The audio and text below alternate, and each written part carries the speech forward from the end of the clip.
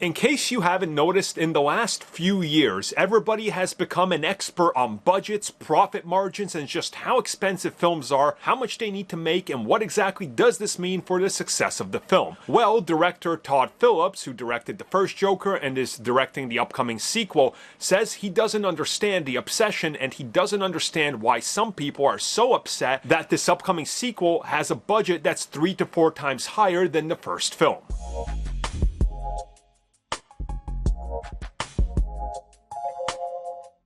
Okay, so we are going to need to tackle this in a different way. What exactly does a higher budget allow them to do? Well, we haven't seen the film for ourselves, so we don't really know.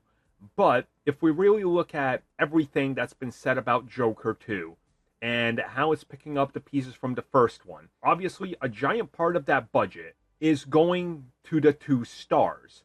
Joaquin Phoenix reportedly paid about $25 million to star in Joker 2. Harley Quinn herself, Lady Gaga, one of the most popular artists today, probably in excess of $10 to $25 million as well. So a large chunk of the budget has already been spent on the stars. But then we're talking about also trying to go back to these same locations and expand locations and new sets and increasing the budget on visual factors and all that. That's all going to naturally make a film cost more. You know, you look at the first Captain America film to the second one, that budget was astronomical if you just look at sequel over sequel. And the reason I'm saying that is because Todd Phillips puts it out there and says, shouldn't people be happy that we got more money because of the success of the first film? And that we can hire more people and that these people can work on the film and then they can support their families. And he doesn't understand why people are being negative towards a higher budget. And I 100% agree with him. I don't think a higher budget is necessarily bad if the money is used good.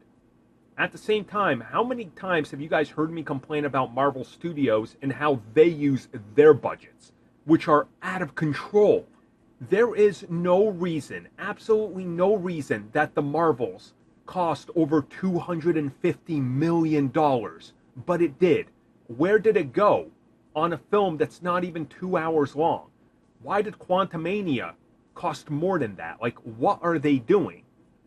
I mean, that's a problem, right? It's a real problem because they're spending on constant reshoots and CG and emergency fixing of CG and things like that. It's mismanagement. If you got this amount of money and you're using it good, and you're expanding what worked in the first film, I see that as a win. So again, there's a lot of confusion here, and I agree with him. I do question why the budget needed to be so high, but at the same time, we haven't seen the film. For all we know, there's going to be some sort of sequence in this that's really mind-blowing, and they invented some sort of new way to look at Joker's psyche while he's doing whatever he's doing. We're going to go, wow, that's award-worthy right there. But until we see it for ourselves, we won't know. You know, look at the Borderlands film, right? How did that cost like $100 million?